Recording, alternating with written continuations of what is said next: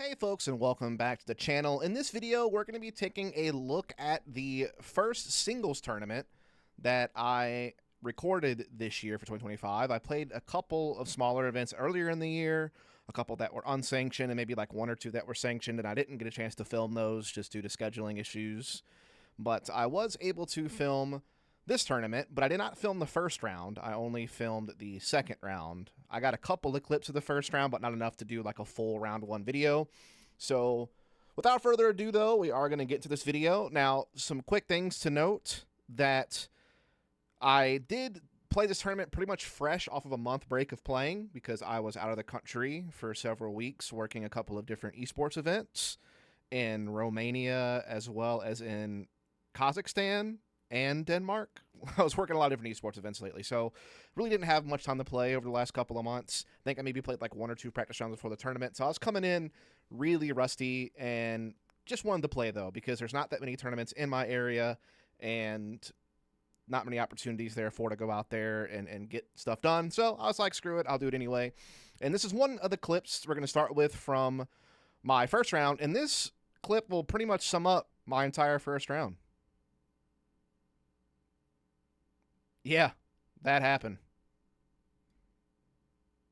That happened. If you want to watch it frame by frame, dead center, hits the pole, kicks right out.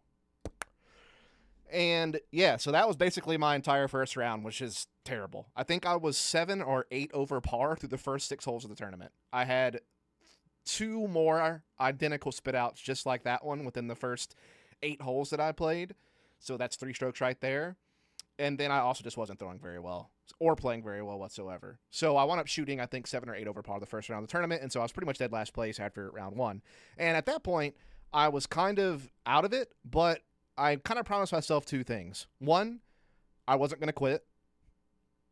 And 2, I was going to film the second round no matter what because I want to put content on this channel. And I promised all of you earlier on that I would show you the good and the bad. And while this is really bad and things didn't go well at all this tournament, it doesn't matter. I made a commitment to put out content, and so that's what I'm going to do. And so without further ado, let's hop into the second round. So second round, this is the City of Chickasaw Championships, by the way. So the first round was at the reservation course. Now we are at the Chickasaw Community Park course. I started on hole 11. It's a par 4, dogleg right kind of hole.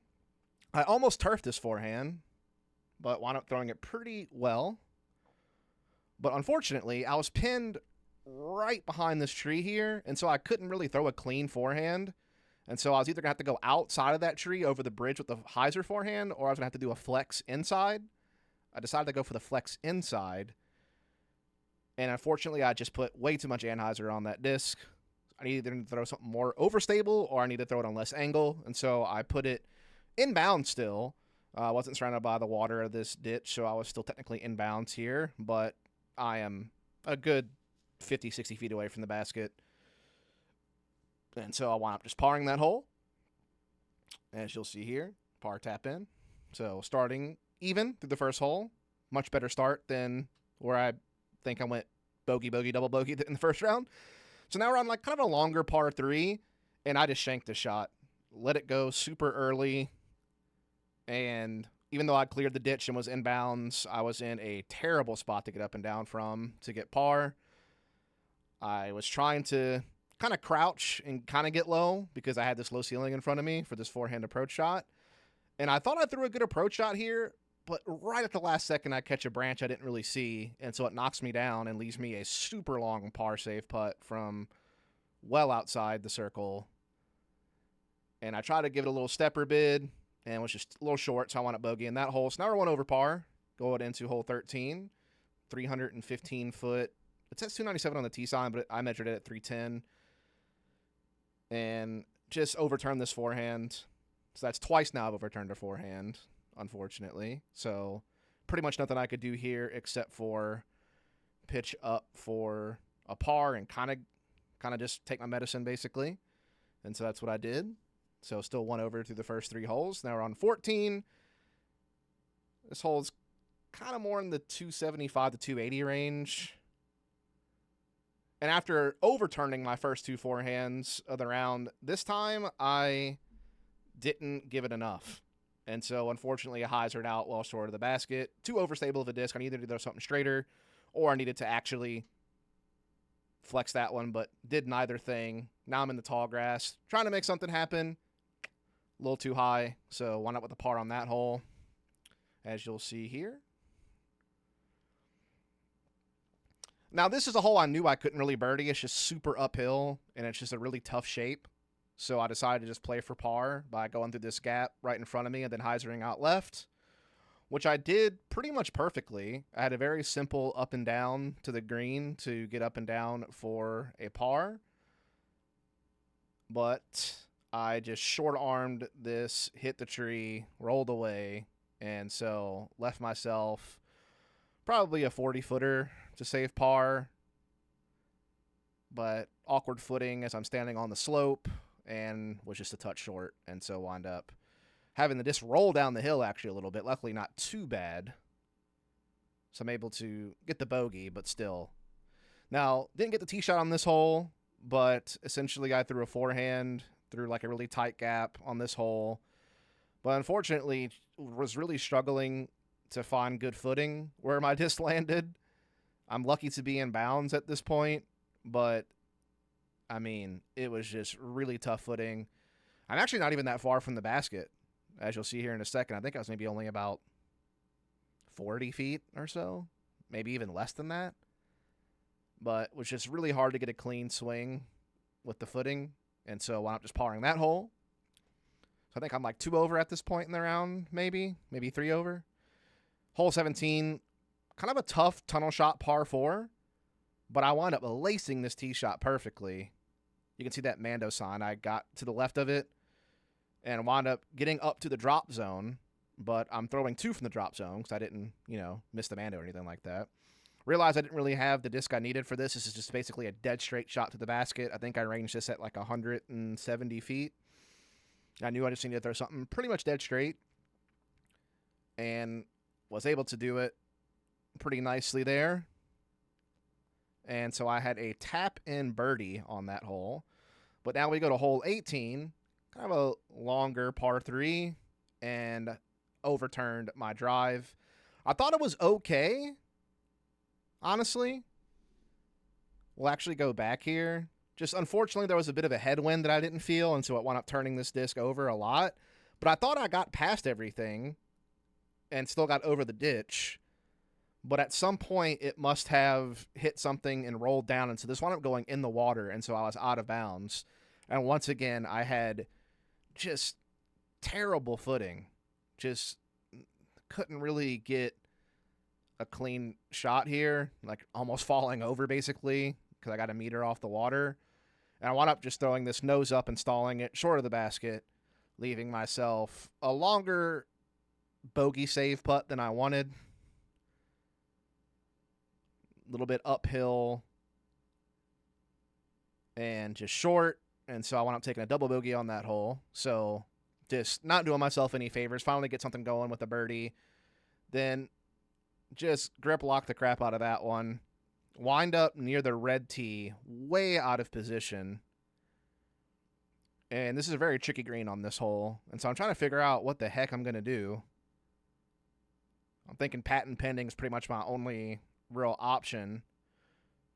So I decide to do something really risky here. I go and get a really understable mid-range, because I still have probably 260 to the pin from where I'm at. I pretty much got no distance off the tee. And I'm trying to do like this big patent pending turnover,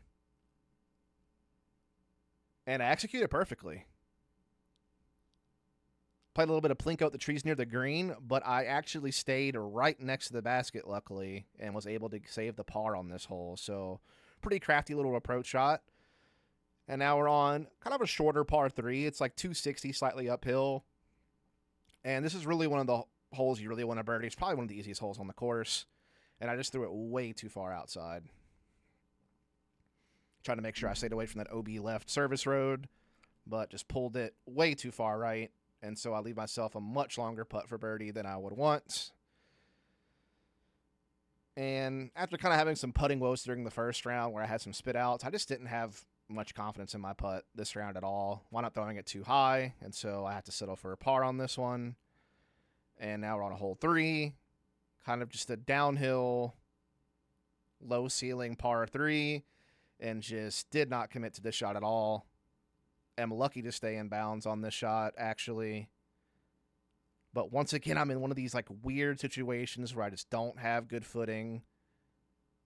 But luckily this time around, I was able to throw a good approach shot despite those issues. Almost threw it in and wound up having a tap in par. Now we're on hole 4, which is basically an impossible to birdie par 3, but you really want to get your 3 on this hole. Unfortunately, this disc faded out on me way too much. I needed to either throw something straighter or I need to put some angle on that disc or something, because now I am just in no man's land trying to get up this hill to the basket. And I pretty much realized at this point that I don't really have a way to make it happen. Just way too cut off from really being able to make much progress. I'm trying to see if there's like some kind of miracle, and pretty quickly realized that there's nothing really to do here other than just try to put my disc back in the fairway. And so I go for just kind of a quick forehand roller around the corner. Got myself on the slope and kind of had a long par save putt here, but realistically it was going to always be a bogey after the tee shot. And so that is indeed what winds up happening here. And so, yeah, just not having a good day. That's for sure. But we did catch this cool owl, little wildlife appreciation moment here. There's a video of it. Just kind of flew by us and then landed on the street next to us. So that was pretty cool. I know there's at least one person out there who always types in that they like their wildlife appreciation moments on the channel. So there you go. Then I threw an owl stamped mid-range, my Pathfinder.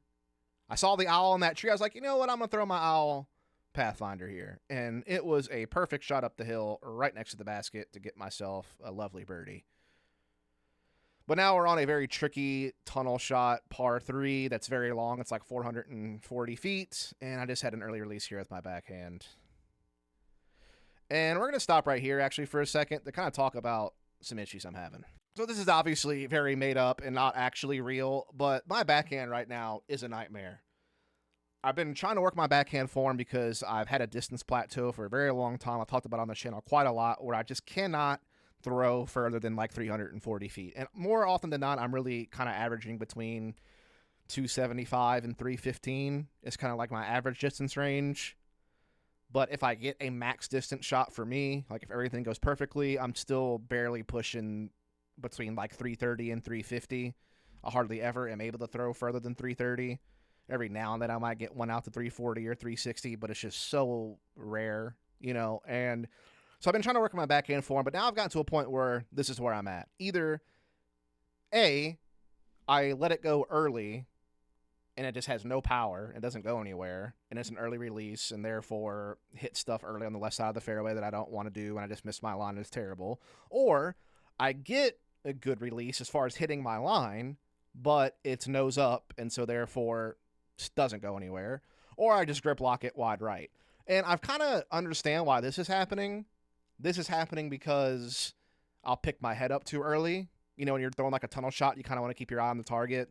It's that classic, like you kind of pick your head up early to kind of look to make sure that your disc is going where you want it to go instead of just trusting it. And so obviously when you pick up your head early, as you're trying to release the disc, it's going to, you know, pull you off your line towards the right, because when you look up as a right-handed person, up and forward, it's going to pull your whole body, you know, right, basically, and cause you to spray your disc to the right. So I kind of understand the grip lock issue and why this is happening, but I can't for the life of me figure out why I'm unable to get a clean follow through nose down.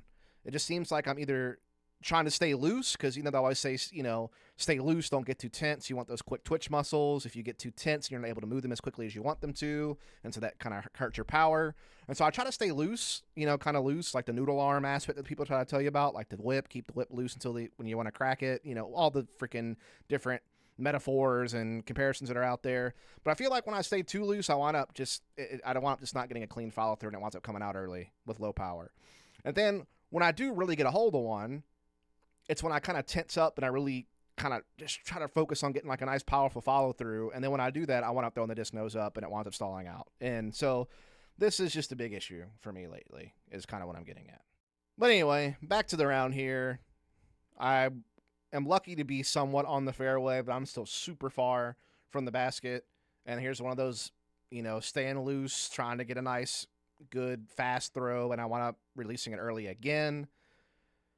And so all I really have left to do is just get up and down to save another bogey. And so every time I get a birdie, I am just killing myself with a bogey or a double and just erasing what good things I am doing.